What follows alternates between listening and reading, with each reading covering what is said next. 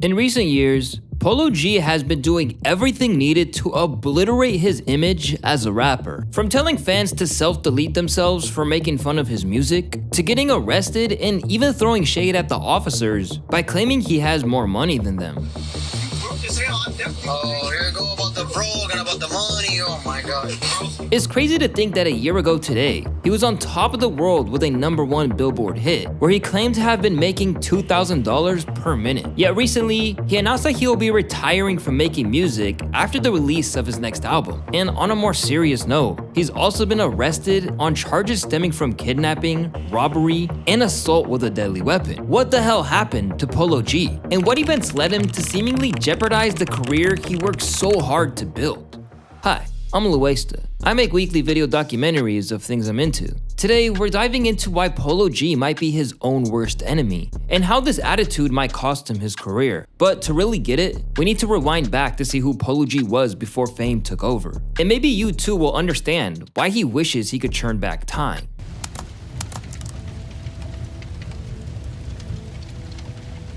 So what part of Chicago you from, Polo? North side, right here. Right here, man. Taurus Tremonti Bartlett, aka Polo G, aka Lil Cap-A-Lot, was born on January 6, 1999, and began writing raps at the tender age of 9 years old. And before he would be performing on big stages and dropping Billboard charting hits, it was a struggle to get where he is today. He was raised in the Marshall Field Garden Apartments, which is near the infamous Cabrini Green projects located in the north side of Chicago. This area is widely known as one of the roughest housing projects in American history. He remembers going to school with an empty stomach and also hated seeing his parents struggle to make ends meet. However, he was willing to do whatever it took to make it out the hood. As a young kid, my goals was always just to break the curse of poverty. At one point in time, I wanted to be a boxer, but I always had rap as a hobby. He wrote his first song when he was just 9 years old and would practice rehearsing it all day long. He didn't want to play with no toys or no games. He just wanted to stay inside and rap. Stop that, his hard drop, when he's rolled down and the Glock's cocked, they go pop, pop, then his hard As a kid, he was so talented as a rapper that it's actually the reason he was able to avoid flunking out of high school, even though he often skipped classes and had a tough time with grades. His English teacher offered him a deal that he couldn't turn down. He said that if he just joined a local poetry contest, he would allow him to pass so he can graduate. He was really looking out for me because he knew I had talent, Polo G said. Even though everyone, including his family, knew Polo G had a bright future in making music, there was one thing holding him back, which was, of course, the streets. As he approached his teenage years, Polo G got involved with a ton of gang activity. Many fans recall hearing Polo G repping the number 1300 in his music. 1300 block a bitch, I call my last cases. Well, he reps this number because it represents the number of the gang Polo G is affiliated with, being that he was raised in Cabrini Green, which is the block of 1300. It was here where things seemed to have taken a drastic turn in Polo G's life. But despite the fact that this area is said to be a haven for gang violence, Polo remembers his childhood being fun. So, growing up on the north side, man, how was that like? It was fun. For the most part, shit. While he did enjoy being outside with family, friends, and other members of his gang, his involvement in the streets also led to a few experiences that left him traumatized. When he was 15 years old, for example, his close friend Gucci was killed in Chicago. To honor him, he changed his name from Mr. Do Too Much to Polo G. The G stand for Gucci. That's for my friend who passed away. Oh, that's cold. Now, I mean, can you talk about your friend Gucci that passed away and how that impacted you?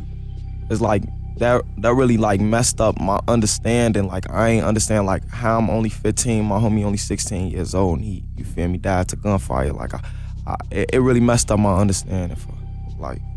You can see Polo G's face tighten up when asked about this, almost as if he was about to cry. And to show more of how much he cared for his friend, he even once claimed that he tried to attempt to avenge Gucci's death. I still want that point for Gucci, look, it's killing in his eye. My bad, I never scope for y'all, but at least a nigga try. Events like this led Polo G down a dark path. He began taking drugs like ecstasy and Xanax to fight his depression.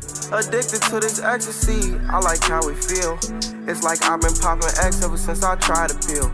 The pills helped me get through hard times. In the middle of all this, Polo G started moving away from his dream of becoming a rapper and was instead getting in trouble with the law. Even though he was still making some songs here and there, he just wasn't focused. Since he felt too broke for college, Polo G said he began selling drugs, hoping to finance his rap career. I was chasing the whole rap thing. Everybody wasn't into that, like my OG and my daddy, they wasn't into that. So it was like I had to get the money myself and do it. However, the street life Polo G was wrapped up in began to catch up to him. When he was arrested for stealing cars and leading police on a high-speed chase at the age of 19. At this point, it seemed like everything was going horrible for him. But like the legendary Tupac once said, if you can make it through the night, there's a brighter day. And after all the tough times, Polo G finally saw some hope ahead. I can't sleep at night. Getting locked up may have been the greatest thing to happen to Polo G. After getting out on May 16th, 2018, he promised himself that he would never go back to jail and would chase his dream of becoming a rap superstar. But as we'll see later in this video, this promise didn't necessarily age well. And one could make the argument that he caps a lot, if you know what I mean. But jail clearly lit a spark in Polo G. Just 12 days after getting out, he released a remix of a song called Never Cared by another Chicago native, G Herbo. The song went stupid. That was the first song I ever had to hit 1 million views. The song's success prompted Polo to drop more songs, and fans were beginning to see a bright future in the young artist. But as Polo G continued to upload more videos, he started to realize that he didn't enjoy making these aggressive type songs, often referred to as drill music, which became popular among Chicago artists after Chief Keef's rise in 2010. Instead, he wanted to explore something that could truly convey the emotions from his difficult upbringing. So he began creating music that could be a voice for kids in Chicago like himself, whose stories often go unnoticed. This shift led him to adopt a more emotional and melodic style, which was first heard in songs like Finer Things, released in August of 2018. Yeah, I know. You be posted up from Sunday to Saturday night. Now, later we'll discuss how this shift was a double-edged sword. But for a song that he claims to have written while he was in prison, it's pretty incredible, considering how rapidly it gained popularity. Following his success, he came out with another hit called Hollywood. This shit let me shell shock and traumatized. It's hard to speak on what I'm feeling up inside. After these songs were dropped, Polo G wanted to prove that he wasn't just a one-hit wonder like many other rappers blowing up at the time. So he teamed up with Lil TJ, who was also an up-and-coming artist from New York. Together, they dropped Pop Out, which went crazy, peaking number 11 on the Billboard Hot 100. The music video on YouTube gained over 300 million views at the time of this recording, and Polo G's talent earned him a record deal with Columbia Records. From there, he was just on a winning streak. He released his first project, Die a Legend, in 2019, further cementing his place in the industry. Everything finally seemed to be falling into place for Polo G. He was dropping hit after hit, selling out venues, collaborating with other popular artists, and making more money than he ever had dreamt of. However, problems arose when he prepared for the release of his next album, The GOAT, the following year. And it appears that he might have made some choices that jeopardized his career and led him back to prison, breaking the promise that he made to himself in the past.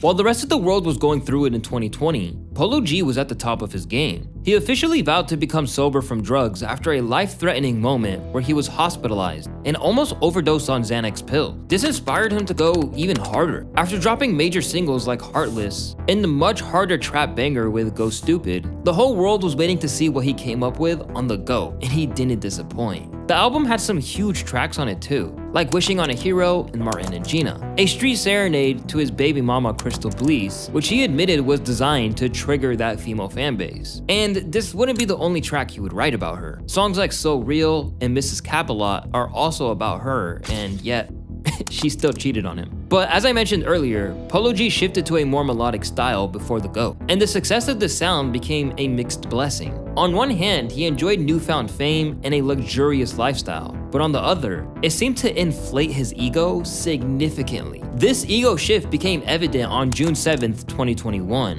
when he got pulled over by the cops for overly tinted windows while returning back from a party. Unfortunately, what started as a minor traffic stop escalated, leading to his arrest on charges of battery on a police officer, criminal mischief, resisting arrest, and threatening a public servant. How the hell could this happen? Well, if we take a look at the footage of the arrest that surfaced shortly after, it really showed a different side of Polo G compared to the motivational character he portrayed in his music.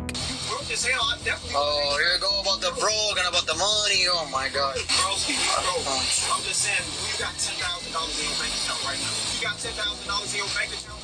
It seems that Polo G didn't live up to the promise of never going back to prison. And shortly we'll discuss how he ended up there yet again. But his failure to stay out of trouble with the law wasn't the only thing he struggled to change. People also started to say that his music sounded extremely repetitive. Even though lots of people liked it, some thought that he needed to change things up because it felt like he was using the same style with emotional lyrics and piano type beats all the time, saying things like Polo G fans forcing themselves to listen to the same piano beat, Polo G if pianos were never invented, as well as famously being dubbed as Piano G. At first, Polo G would play around with the meme and didn't really seem like he cared that much. But soon enough, the opinions of his audience would begin to get under his skin a lot more. After releasing the mega hit Rap Star on the way to dropping his 2021 album Hall of Fame, Polo G should have been on cloud 9 instead of being happy. It turns out that Polo had spent too long over-analyzing everything that fans were now trolling him about. To say that Polo is a little salty about this would be an understatement, but he initially tried his best to pretend to be chill about it. I know you have a specific sound that you like, but are you ever like, all right, I'm gonna try to move out my zone? Yeah, because let the internet tell it I'm Piano G, and all I use is a piano beat. I'm like, come on, like of course I'm gonna revert back to what got me here. Over time, Polo did the worst thing that he could possibly do. He let people know that it bothered him. With how the internet works, that's like telling a school bully that you still wet the bed and expect him not to bring it up. There's definitely an argument to be made that Polo G got more flack than he deserved. Although Hall of Fame wasn't his best record, and had some major misses like that collab with Nicki Minaj, it was still a solid project. But you know how fickle hip-hop is. Once something's popular and they can't play the gatekeeper anymore, some people will decide it's washed. This isn't an uncommon issue for a lot of rappers. The problem with Polo is that he takes everything so personally. Bro is supposed to be from the streets and was out here dissing a streamer like Aiden Ross for being gay. He has also blown up at fans time and time again in a way that's only going to keep people poking at the bear, going as far as to tell them to self-delete themselves, and that he would put their skinny cinnamon stick off the Apple Jacks box for $1 in a blender, whatever that means. Let's not forget how he also once dissed someone's dead grandmother for calling him ugly. And no matter how many times he said he doesn't care, the fact that he even dignifies it with a response proved they got under his skin and triggered his insecurities. And when nothing else worked, he eventually opted for the lamest response in the book: I'm richer than you, before then claiming he needs to limit the amount of feedback he takes from fans. The so-called critics are even affecting his creative process at this point. I had a pretty good reputation with just dropping good music, but I had that hovering over my head like, oh, he only used a piano beat. Yeah. So coming into Hall of Fame, my album after that, I ended up trying to be selective and picking beats that wasn't that, and I really veered away from my sound. I got away from my sound. When he should have been celebrating, Polo has been soaking over hate, and it's only gotten worse to the point that he's not just considering throwing away his career, but maybe his life too. As I mentioned earlier in this video, the street life seemingly got to him as well.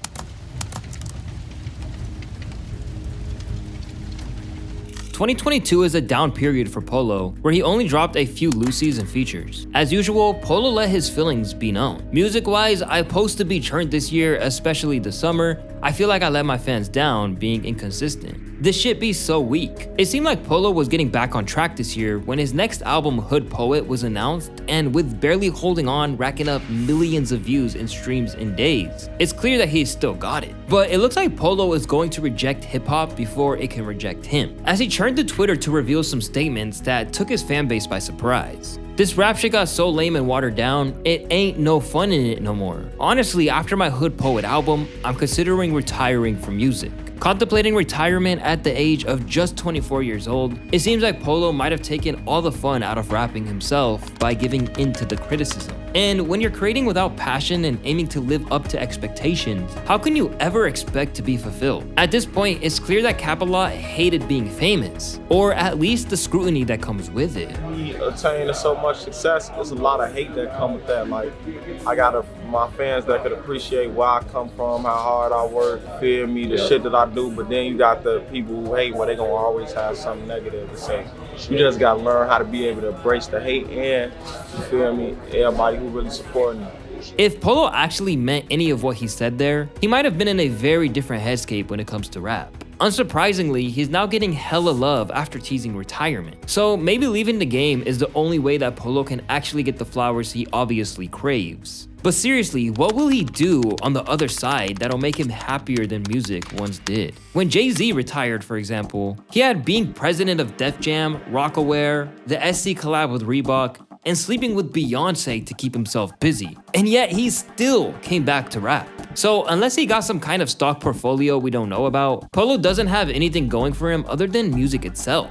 Sure, he launched the ODA label that we never hear anything about, and it seems like Scory and Cien and Mike are the only artists signed that aren't his brother. And they're both Polo G clones, for crying out loud. Now, there's also drama involving his younger brother Trench Baby. It's been reported that Trench Baby was involved in a robbery during a video shoot at Polo G's home. This led to a raid of his $4.9 million mansion in California, and when they originally came to arrest his little bro, they found an illegal short barrel rifle and took Polo in too. They really out here in Cali with enough guns to arm a cartel. Initially, he was released without incident, but after police conducted their investigation, Polo and Trench were hauled back in on kidnapping, robbery, and assault charges stemming back to an incident in April. He obviously posted the 100-gram bail with ease, but Polo should be a million miles removed from this stuff by now. For most rappers, the whole point from moving out of their hometown is to escape that kind of lifestyle. Without going into detail, academics recently suggested that Polo G is letting that life creep back in and is getting in over his head. Polo G,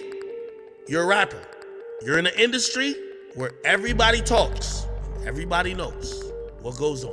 You're not in the streets anymore, neither your family. The LAPD raiding your house. It's bad press. It made you look horrible.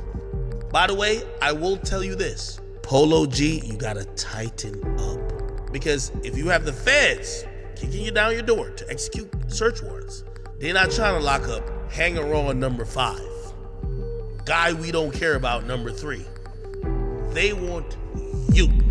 If Polo G is truly a hood poet, then he needs to use his music to uplift others and himself. Instead, he played it safe musically to the point that he's uninspired, while acting reckless in his real life in a way that could land him in the slammer. This is crazy to me on so many levels. Rather than taking it on himself to make rap less watered down, he plays the victim and acts like he doesn't have the power to change that through releasing the material he wants to make. Sure, he's rich enough that he doesn't have to step out of his comfort zone, but wouldn't taking that chance mean that when it's really time for him to walk away from rap, he can say that he gave it everything he got? I actually am a huge fan of Polo G's music and listen to it damn near every day, but he's basically made the same project several times now. And what does the messaging he's giving out do for his fans other than keep him in his position as a patron saint of pain? Is this the legacy that he really wants?